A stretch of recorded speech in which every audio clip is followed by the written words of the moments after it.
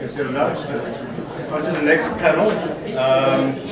And the moderator is David True, a good and old friend of the mine and of the observatory, and helped find us some speakers for the event. Really a legend in the payments community in New York. He's head of NYPay and he's part of PayGility advisors, and really a global expert in payments, amongst other things. And as always, and one thing I do, I run the NYPay events at night, so I'm familiar with keeping things on track, and that's where we are right now already. So I will be very brief in making introductions. We've got a tremendous panel here to talk. So let me just read across. We've got Dr. Perlman, we've got Yoran, we've got Alan Basmajian, we've got Elad, Yoran, and we've got Professor Kevin Butler. Where's Kevin? Okay. And this morning, as I was going over the notes, how the heck did we get two guys named Yoran in here? I mean, I actually Googled how common a name is that. And then Leon texted me about 15 minutes ago and said, I just realized they're brothers. So anyway, given that we're already behind schedule, I'll let each person do a very brief intro of who they are and what they do, because they'll do a better job than I. And then we'll kick it off because Professor Butler will talk about a paper research that he's just completed. So 2 minutes on yourself, or half a minute. Sure. I'm Kevin Butler. I'm an associate professor of computer and information science and engineering at the University of Florida, where I do research in system security. So I look at embedded systems, storage, mobile security, and privacy. You know who this guy is. Thanks. Yoran Perlman, I'm head of the Digital Financial Services Observatory. For those who know, digital financial services really refers to emerging market payment services, primarily using feature phones, where it's a replacement of essentially for a bank. So I've been involved. I set up the DFSO, and I've been involved with the ITU, Digital Financial Services Focus Group, where I headed the technology competition working group and worked very closely with Professor Butler, and now heading up the successor to that focus group within the Financial Inclusion Global Initiative, which is an initiative between the Gates Foundation, BIS, World Bank, and ITU, where I head up the blockchain security and regulatory group, as well as the telecommunications infrastructure security group. Leon, I got to put you on the timer next time. No. I thought that was pretty quick. That was for a professor. For professors. You don't spot that one. You aged that. CITI used to do less than 10 minutes. You'd have like 5 minutes to do your presentation, and they'd have a buzzer and make you go. So you're lucky today. I date myself to going to, please. So my name is Yoran. I'm happy to be here. I lead our BD and strategy group at Cisco Security Business. So we have an organization of network security, cloud security, and endpoint security. And under that umbrella, I lead all the sort of BD and technology partnerships across that. So it's roughly 200 different third-party vendors and almost 300 different integrations that we validate and make sure they work. We have a number of OEM and licenses and things that we do that we pull into our core products, as well as licensing things out, and strategic partners as well. I've been there for several years, and I came through acquisition where I was CEO director. I was co-founder and CEO of a malware analysis and threat intelligence company here in the city. So I'm Alan Basmajian. I work in payments and market infrastructure policy. My group tries to ensure the safety and efficiency of payment securities and clearing systems, and my work focuses mostly on wholesale payment systems. And the brother.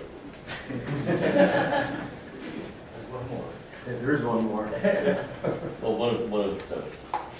Now, something happened over the last few years when we used to introduce Dove as our baby brother. Now, I go to conferences like this and say, oh, you're Dove's brother. So I'm delighted to be here. Elad Yoran, I am the executive chairman of Koolspan. We are a developer of a strong end-to-end encryption platform for mobile with a particular focus on mobile communications, voice, chat, text, data, etc. Our systems are designed for government use, large enterprise use, in a variety of different ways, everything from sort of all in the cloud, on the one hand of the spectrum, to a complete on-premise solution so that our government clients can have a self-contained communication system independent of even Apple, Google, down to sort of the push notifications, etc. So it really, because things like metadata, we spend a lot of time talk a lot about metadata, what the threats and so forth, value, and the flip side of value, sort of the risk associated with metadata as well. And we talked earlier about encryption. So go out here on the record saying, I think encryption is the single most important protective technology that exists. Obviously doesn't exist in isolation, but in terms of protecting the technologies that will protect all of us, I hope over the course of the day, on this panel, we'll talk about the threats to encryption at a governmental level and so forth around the world. And my background prior to Koolspan is 25 years in cyber across a variety of roles, many of them entrepreneurial, started, built, ran, sold a handful of cyber companies, got to Symantec via one, SafeNet via another, McAfee via a third, Cisco, well, working collaboratively with Dove, and so forth. Including some time also in the government space, mostly doing pro bono work, spent 4 or 5 years working at the FBI, with the FBI in their Information Technology Advisory Council, and some work at DoD as well. That's me. So as noted, it's a fabulous panel, and I won't delay and let Professor Butler get started. Excellent. Okay, thanks everybody. I figured I would give you a little bit of a taste of some of the interesting things that are happening in the community. It's actually going to touch on a few things. Some of this work, in fact, just became de-embargoed yesterday and was presented for the first time in Baltimore. So let me first start off by saying that, as Dr. Perlman mentioned, we've done extensive work together under the auspices of the IT's focus group on digital financial services, and more recently on the Fiji initiative, where I lead the security and the work stream on application security. Now, we've also been working, and this just dropped a couple of days ago from GSMA. It was a paper on application security recommendations, a very technical deep dive into how to better secure Android-based applications for things like ensuring communication security. So we actually go through details of which version of TLS should you use, which cipher suites should you be using, how to assure secure information flow and prevent data leakage. This is a white paper that just came out. It was just been publicized by GSMA a couple of days ago. So if you're interested in that, I'd encourage you to check it out. I'm happy to talk to you offline about it. So we've done a lot of work in the area of application security, and much remains to be done. That's an entire talk on its own. But platforms, the mobile platforms themselves and their capabilities have been significantly less studied. And there's especially in the Android space, there's many different platforms out there. This is just a small sampling of the types of mobile devices that exist. And every platform, you think of Android perhaps as being, well, Android comes from Google, it's an open source thing, so everybody's pretty much doing the same thing, right? Well, not exactly. Vendors are often making large-scale customizations to that operating system such that different devices look very different from other devices in terms of their overall functionality. And that's actually going to lead me to what I'm going to talk about next. I'm going to start by saying, does anybody remember? I see a variety of ages in the audience and a variety of experiences by the looks of it. So some of you may or may not remember this sound. Let's see if this works. I'm going to try this again. If you can't hear it, then you're probably more experienced than I am. Let's see if this will. Nothing? Oh, Static. Is the modem sound? yeah, can you? Yeah. You should be getting that. So if you're hearing that, well, maybe my hearing is going. Okay, well, okay, let me just see if I can get some. One more time. If it doesn't work, it doesn't work. That's fine. Okay, so the point is that some of you remember that sound of two tones coming together and making a sound.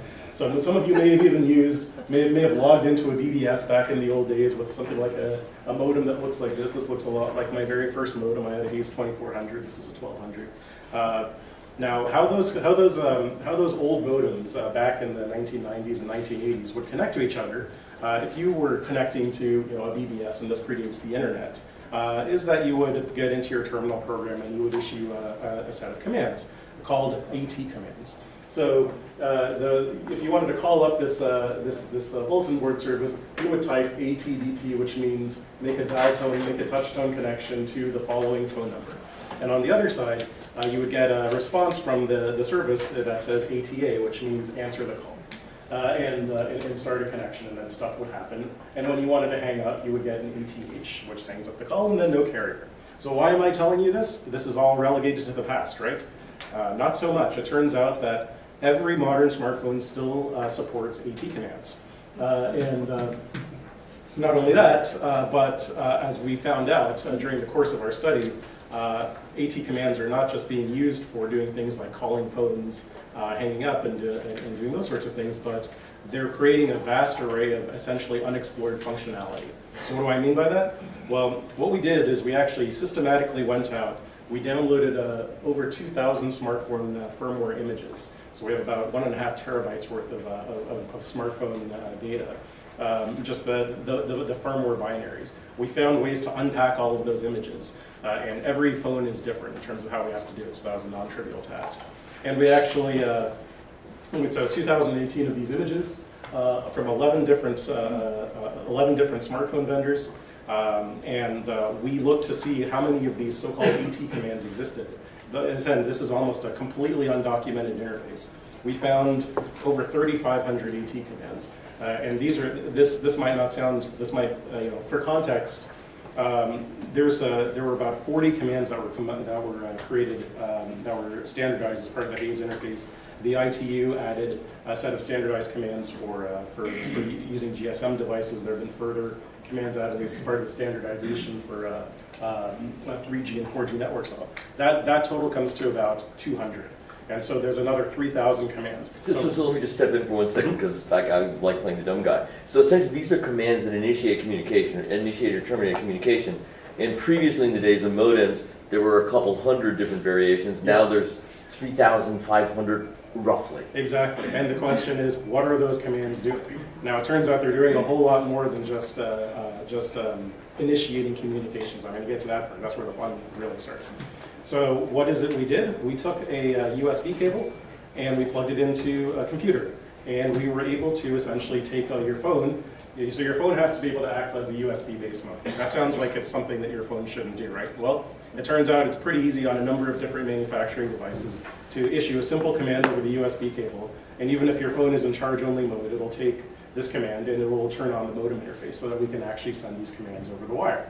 Now imagine that this is not your phone or not a laptop, but something like this that you're actually plugging your device into. Perhaps you've used one of these charging stations because phones have this tendency of running dry. Now, if you plug something in and somebody's actually issuing commands on the other side, that it's not just a charging station, but that there's perhaps something a little extra added onto those other sides, what kinds of things could those devices be doing?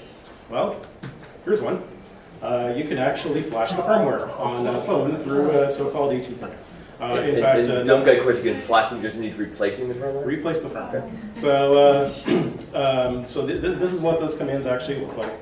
We found ways to do factory resets, and we found that some of these are actually not just happening at the radio layer, but some of these are not just at the Android layer, but some of them actually affect the underlying baseband firmware as well. So that's not good. There's some sensitive information leakage. We found 34 different commands that just through this USB cable. And imagine that you plug your phone into you put your phone into the charging station. Now on the other side, it can do things like, and all of this happens completely transparently. You have no idea that any of this is happening. These types of commands will allow you to get things like the serial number of the phone, the IMEI of the device, and all sorts of other very sensitive information that you wouldn't necessarily expect as being transmitted. All from being plugged in to charge my All from phone. being used to charge my phone. So I should never recharge my phone. Security is also about You availability. should use an electrical So, outlet. yeah. It is what you should use, not the USB ports. Right, so, well, that may or may not, but we'll, As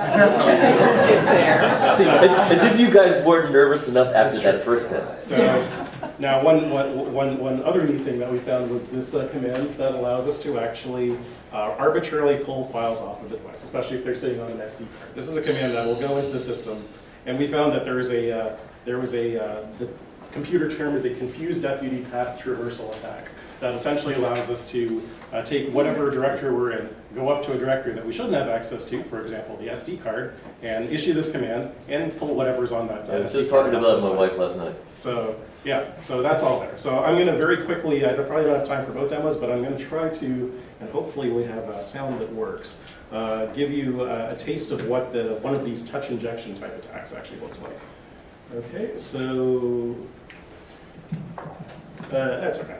I'll walk you through it. So what's happening right here? I don't think it's actually. No tech, but let's try. We might get feedback. But I'll just narrate for you. So what you saw there was, and so actually, sorry, let me just start this again so I can walk you through what's happening. Okay, so this is one of my students in the lab turning on the phone and showing that we're trying a screen lock. So the phone is locked. He puts in a passcode. The passcode is incorrect. That means that the lock screen is enabled. Well, we have this USB device plugged in, and it turns out that by issuing the right AT command, look at that, we unlocked the phone without touching it at all. We then now are, if you look at what's happening, we are actually doing touchscreen events on the phone itself. So this is, we call this the ghost user attack, where we can essentially do anything. We made phone calls, we send SMSs, we take pictures. Right now, we're enabling USB debugging so that we have root access on the phone. And all of this is happening just by having the phone plugged in. So again, the charging station. So this is unlocking the screen, setting touchscreen events just like you planned it from. And then there's another attack here that shows how we can read AT commands to get that path traversal and actually pull stuff off the device. I won't go through that one, but you got the general idea. Okay, so that's bad, and that's actually the reason that we had this paper this work under embargo until yesterday when we presented it at the Univ Security Symposium in Baltimore. We've actually worked with Samsung Research on this, and we've been in close contact with the vendors involved. So LG has issued security updates. Their July update should, as far as we know, at least address some of these issues. And Samsung's latest security update, if you have the S8 Plus, it should have been pushed to your phone. If not, you should try to get it as soon as you can, because this is vulnerable. Now, there was a point that was made earlier about what about all those folks who don't have patches for your phone? That's a problem. So, there's, and even if you do, so we have an LG G4, and we tried to patch the phone, and we couldn't because they stopped making security updates for Android security updates after 18 months, and that phone happens to be 2 years old. So if you're carrying a 2-year-old phone, we can do all of this stuff on your device, and there's not a whole lot you can do about it. So, what can you do? You can potentially remove that interface. You can restrict it. You can whitelist, but you have to be on top of things. So buy a flip phone. You could buy a flip phone. So, flip phones do take AT commands as well. So that's part of the thing that we'll be looking at. So we've created this database to figure out what's going on. We're working on finding more information. And we've just touched the tip of the iceberg here. There are dozens of different types of phones that we haven't looked at yet. We're real interested in doing so.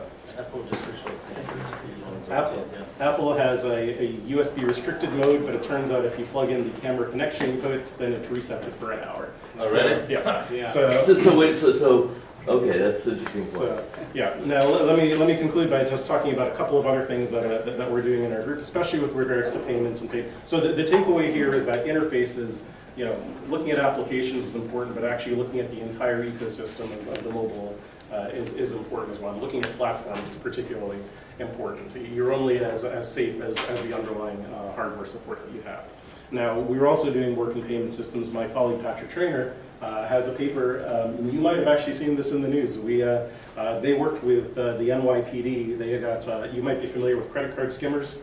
You put them through an ATM, they take pictures of what you're doing. We have a system called the Skim Reaper. And it essentially, it's a card just like this. You can plug in, and because of they've done research into what voltages look like when skimmers are detected, looking at a taxonomy of deep insert skimmers, overlay skimmers, other types. And we can actually detect whether a credit card skimmer is embedded in a device with this single card. You just swipe it in and swipe it out, and it will alert you. So they're working with the NYPD Financial Crimes Task Force.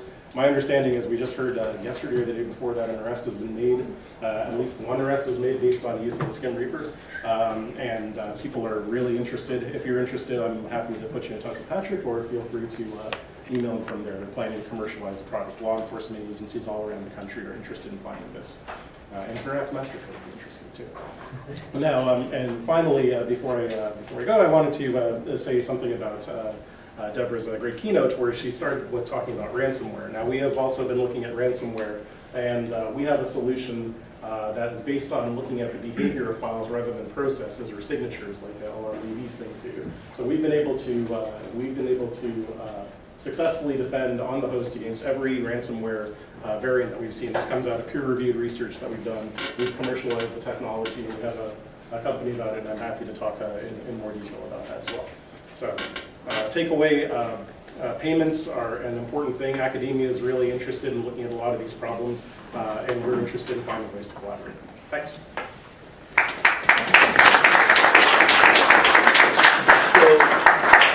As I said, I'm thinking very differently about my phone right now, but that brings us to one of the topics I'm going to cover about here. It's basically mobile infrastructure security. And I know each of you have talked about it or thought about it in different ways, so we just want to go down and have conversations about that, or any comments, either taking off from what Professor Butler just spoke about, or other aspects of that, since that is where our life is these days. We're moving more and more. Yeah? You can start, Elad. Sure, by the way, I can't wait to read the white paper. So just out of curiosity, was any of that stuff new to any of you guys? Some of it was, but you know, at a high level, the concept of sort of how vulnerable these devices are is something that we all sort of understand at a conceptual level, and we're always discovering new vulnerabilities. I just kind of want to frame it, at least as the way I see it from the on the mobile side. In my opinion, this is the front line of cybersecurity today. It's all about the mobile device, the smartphone, and you can sort of think by extension to IoT. Much more so than sort of like the traditional IT environment, sort of our traditional endpoint and network. I think we're getting our arms around sort of like the legacy problems. We're nowhere near that state on the mobile side. But even in the context of mobile, I think it's important to have the right sort of structure in terms of how to think of it. The mobile devices are just part of the problem. Obviously you need to protect these devices. Research like the kind that Professor Butler and others are doing is critically important to helping us, as society, as security practitioners, sort of, develop capabilities in terms of protecting the devices themselves. That's only part of the problem. I would tell you there is a systemic other part of the problem, and that's on the networks themselves. So we can do everything we want to sort of have, imagine theoretically like a secure smartphone, a mobile device that is protected against all these kinds of vulnerabilities and so forth. But then you need to communicate with somebody, right? These devices, are at the end of the day, computers, but also communication solutions. So you want to make a phone call, you're sending a text message, all this information is traversing networks. From your device over the air to the tower, across the mobile network,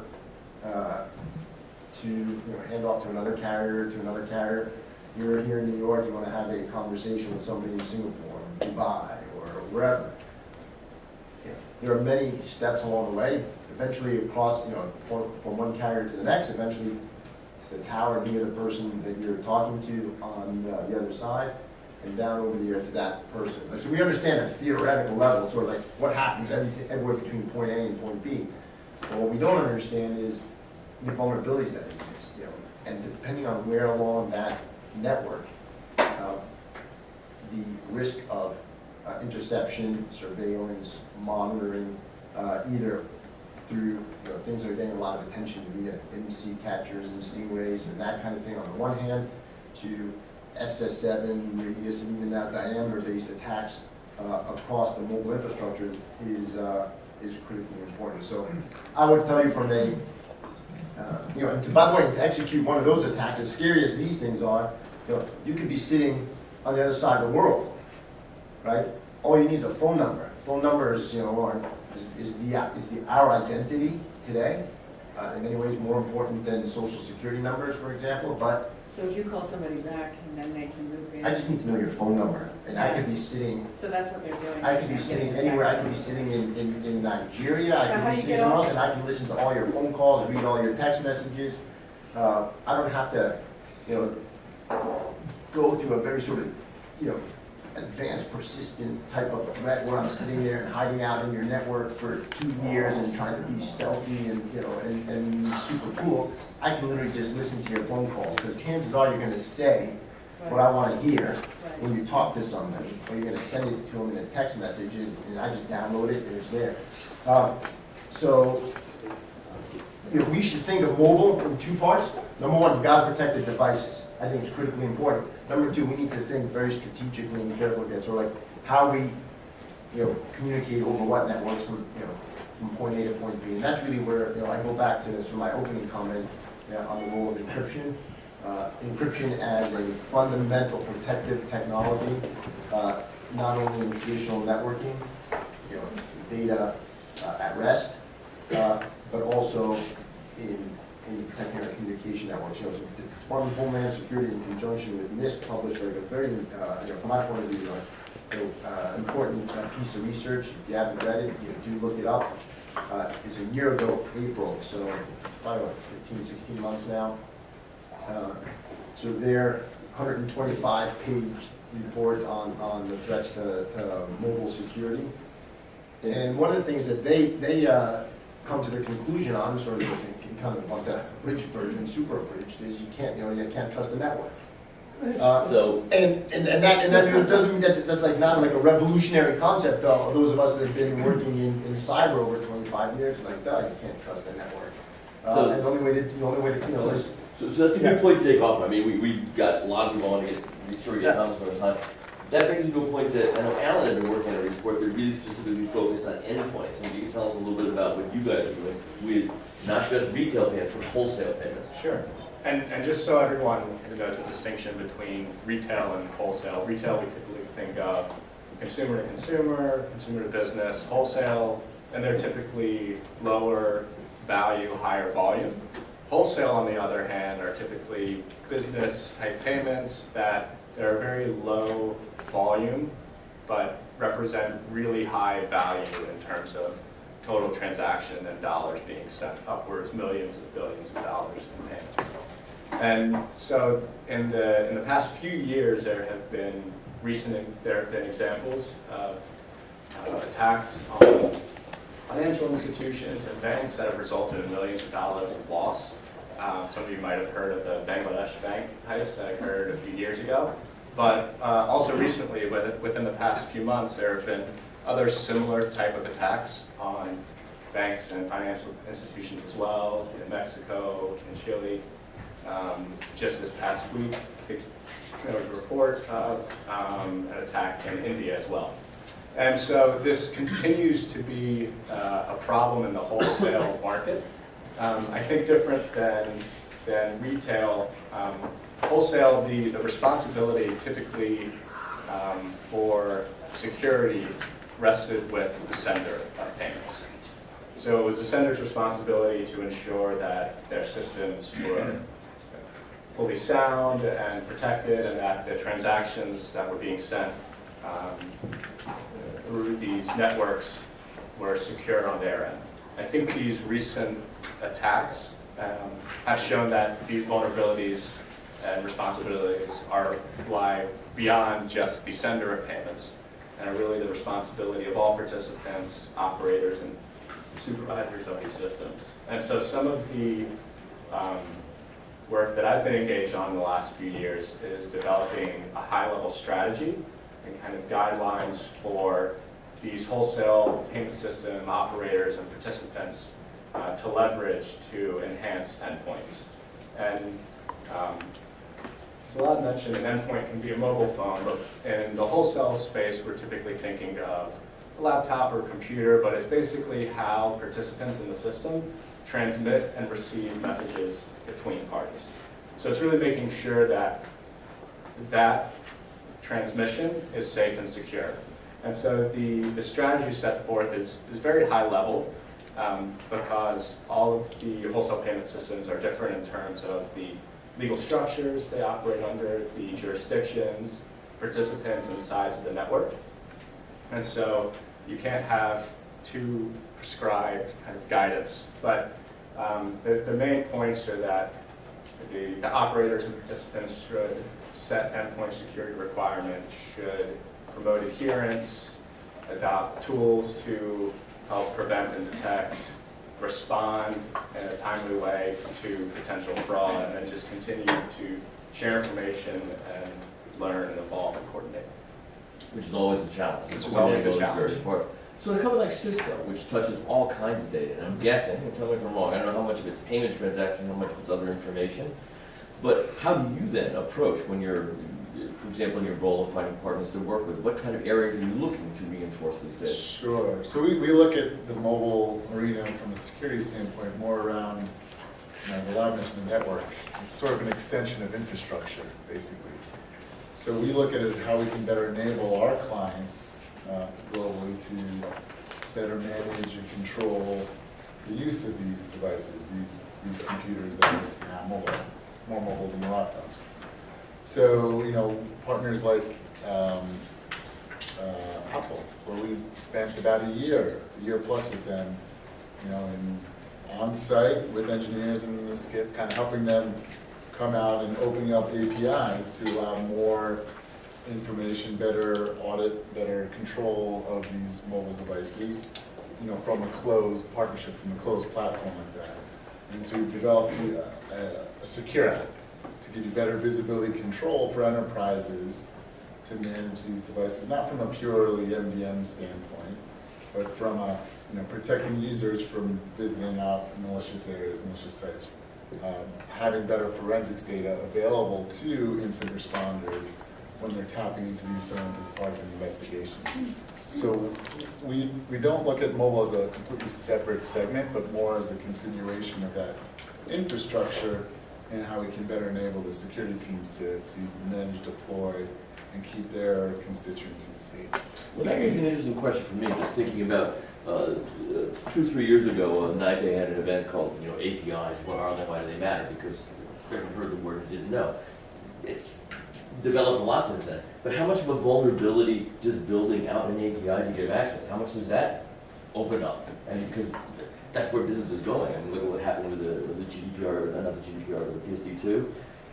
Is that a whole other vector that one has to be very, very careful of? I would take the opposing thought. I think the more you open up and the more you make your technology widget, whether it be a phone or a server or something, or an application or something in between, the ability to leverage that data and that information from one system to another actually better protects your environment, because you can correlate your attacks together. You can see where things have moved from one partner environment to another, geographic or otherwise. So the more openness we enforce upon our vendors, the more as enterprise users that we can leverage and interconnect the data from these different infrastructure components, the safer we be, the safer we are. And the more we have insight into attack, the quicker we can remediate from it. Yeah, I know. Yeah, so I just want to add some granularity to what Elad was talking about in terms of the mobile infrastructure, specifically the DNA of every telecommunications network on the planet, which is signaling system 7, otherwise known as SS7, which is probably well known to all of you. But It's not to me, tell me what it does. okay, long story. When you get off an aeroplane in Europe, Moldova. yeah, Moldova, of course, and you want to roam, the Moldovan networks needs to find out if you're able to data calls, so it sends a signal back to what are you on, AT&T? Soon to be T-Mobile. Oh, there you go. Okay. Says, what can David do? And all those questions and responses are done on signaling system 7. Now, signaling system 7 is, believe it or not, a 1975 ITU specification. Now, in 1975, really the only telecommunication networks were state-owned, and they all kind of trusted each other, for better or for worse. So they didn't build in security, literally. And if they did, it was absolutely minimal. So there are now intrusions and exploits of SS7. It's not even a hack. It's the equivalent of leaving your front door open and then a burglar walk in. Hi, come in, okay? So they can do all sorts of damage. They don't talk about confined locations. More approximately, for financial transactions, you can intercept a two-factor authentication text message. So there's a Reddit hack that just Yeah. took place. And no, so when you see that you're encrypted on WhatsApp, and that's fantastic, but that text to verify that your number is attached to WhatsApp is done effectively in the clear text. So just walk me through that again. I've got two-factor authentication turned on. So whenever I'm doing something with my it's an Apple device, Yeah. I get a text, and it shows up and says key this in. So that's completely in the clear? It's in the clear. In a clear text, yes. It's in the clear, and if you use SMS-based text messages as a form of multi-factor authentication, Thank you. then you should, that's an exposure. Recently, is in the last couple of weeks, or Reddit. Yeah, that's It was a right. significant hack, if you're all familiar with it. The attack vector was involved interception of the two-factor SMS-based authentication code that was sent to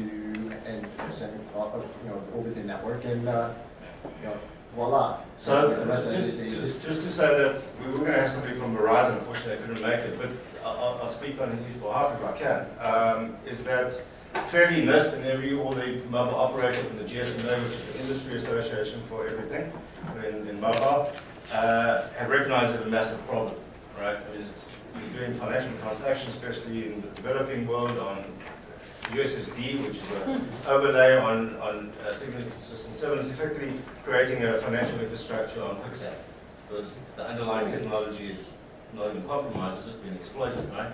So they've come up with a task force, so it's called the Mobile Authentication Task Force, which has just been formed a few months ago. We don't know what the output is yet, but they're trying to solve it at that level. Let me just talk about one abstraction upward. There's got SS7 at the bottom, that's the road, and on top of it is the GSM, which is the main standard, everything that involves from that LTE and UMTS. Now that's got an encryption layer, supposedly, at the air interface. So that unfortunately, AS3 and everything else has been compromised a long time ago, and with MC catchers, you can actually, which is a man-in-the-middle attack, fake base station, you can downgrade somebody by jamming the encrypted signal and forcing the phone down to a non-encrypted state. Even more perplexingly is it's online. I did a study. It's online. 16 countries I traversed over 2 years and looked at the phones and the mobile networks. And luckily, there's some software which allows you to walk around and test whether or not they're IMSI catches and man-in-the-middle attacks, and to get the characteristics of the mobile network that you're on. So in a number of countries, encryption had been switched off, right? At a national level, is that? Yes, encryption had been switched off. So that AS3, which is meant to be your bellwether encryption standard, it had been switched off simply, and when I spoke to the regulators that I visited and we discussed this, and the mobile operators, it was purely to enhance data speeds. Because encryption needs to be encrypt, decrypt, there's a latency Just involved in something that. a little bit, yeah. So just to make them more commercially sexy and not have slow speeds, which everybody complains about, they switch to golf. Or maybe just to work.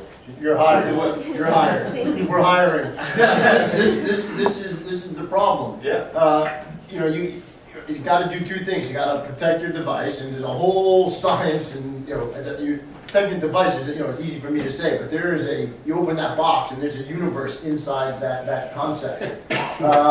You gotta protect the device, and then you gotta sort of understand what networks you're traversing, you gotta protect yourself over the air. And sort of like the general conclusion, and there's a lot of, you know, variations around the theme is, you know, you gotta encrypt end to end, right? So you can't trust the networks. So from this device, from this protected device to, you know, that protected device, and it doesn't matter then, you know, in one sense, you know, what network you traverse, whether it's in you can't rely on the network providers because, you know, the government, you know, there's all kinds of reasons why there's not going to be encryption over those networks provided by the service provider. It's got to be done on the device, end to end, and it's got to be super quick to enable things like voice and so forth, so there's no latency, and you know, it sounds good, and the user experience is you know, is powerful, because without you know, all those things, you know, it's never going to work. So I know there's a panel later that Lena's put together about how we fix all of this. But for the time being, maybe that's a different thing. But for the time being, so we've described many of the vulnerabilities through the first panel today and today, thinking about mobile devices. So to what level doesn't, Alan, we're thinking about business to business. So there you have the magnitude is bigger, you can actually enforce stuff.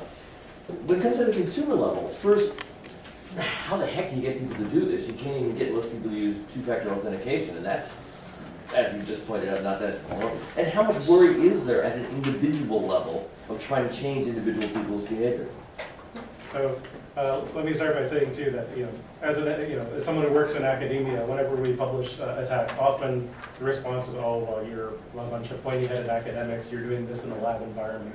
The things we're talking about are real attacks. For example, you know, INSI catchers. You know, it's been well documented that, you know, if you walk anywhere near an embassy, there's probably an INSI catcher somewhere in I love the name. Go down Fifth Avenue. Right. Yeah. It sounds very Jetsony. Fifth Avenue with all the, What's it called? It's called an IMSI catcher. it's a man, it's a fake base Base station. It's an IMSI catcher. So what does it do? It puts up a So- fake base station? Yeah, so you make a call, or you're That's making big. a call, these things intercept, you know, you think you're talking to, your phone is talking to the base station. Instead, these devices, you know, they broadcast a stronger signal, so your phone attaches to them. They then renegotiate the encryption so that they turn encryption off, and then they reset the connection off, and you can actively just eavesdrop arbitrarily on any call that So I way. have my phone screen taken. Yeah, So we got a question here. There's actually software that you can load onto your phone. It will drain your battery pretty quickly. Yeah. But just to tell you, just for fun, you go down to Fifth Avenue, which is sort of billionaires' row, where they're sending text messages and the like. Tons of INSI catchers sitting there. Tons of it. We get a question here. I love audience engagement. So this may have changed, but the telecoms, if you used to complain that in your home that you didn't get a good signal, they used to send those to your home for free, and you would just plug them into your router basically, and then you'd have it.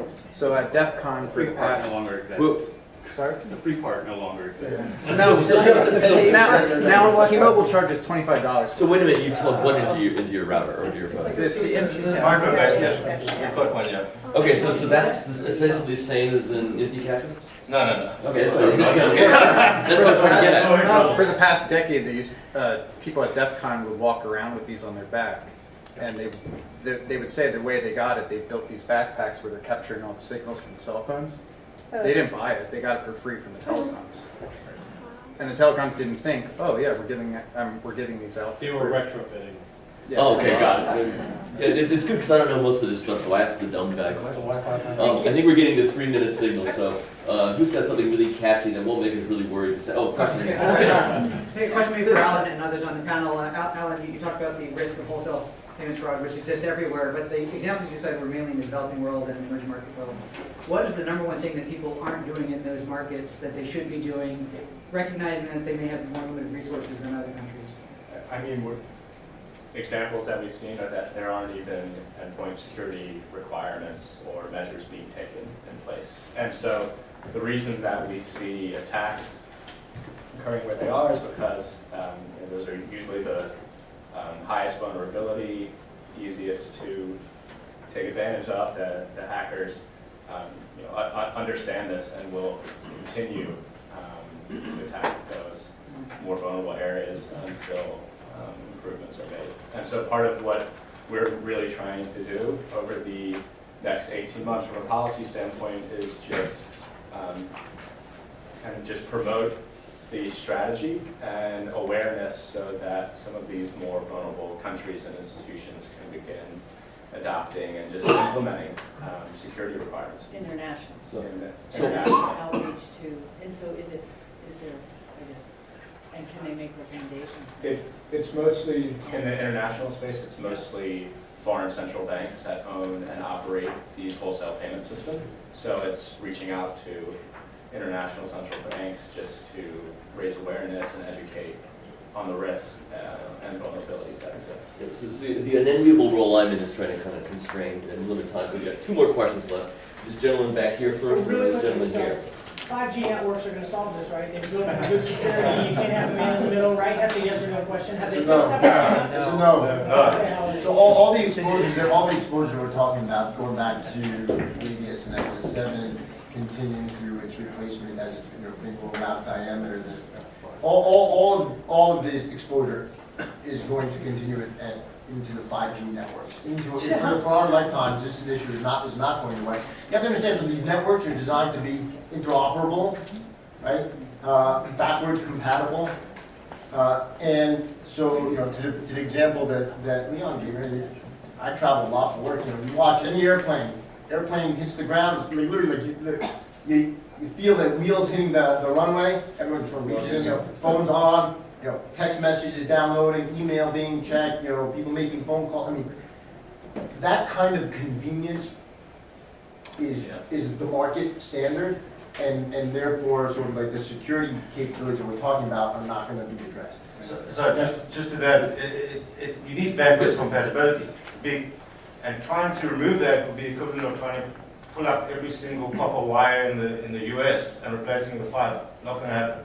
So you need that backwards compatibility, and the upgrade path is too expensive. Last question here. Yeah, it's just a comment for the prior thing about the payments and sort of the similar challenges, and an earlier comment about, and Jeff Fisher from Heiseley, an earlier comment about with respect to the voting and sort of trying to catch up. And this is not a dig on any vendor because we're partnering with Microsoft, and we're also making money helping the SWIFT folks deal with it. But it is kind of scary to think about how long it's taken companies like Microsoft and organizations like SWIFT to issue what they're issuing now, which is sort of guidance around if you really want to be fully secure. For example, you need to have air-gapped systems, right? You need to have actually multiple laptops or desktops. Whether or not that's the right solution is a question, but at least now they're finally publishing this stuff publicly, right? And alerting folks to the fact that this is a real challenge and there are solutions. They may not be the most elegant. It's a good way to sell our hardware. But at least you know, right? Yeah. And everyone has a right to know, and it's I think that's the critical. So I think we're actually going to wrap this on time, even 15 minutes late, but still on the late time. I want to thank all the panelists very, very much. We can see this conversation could go in many directions for quite a while, but I'm waiting for the later panel that will fix it all. Thank you very much.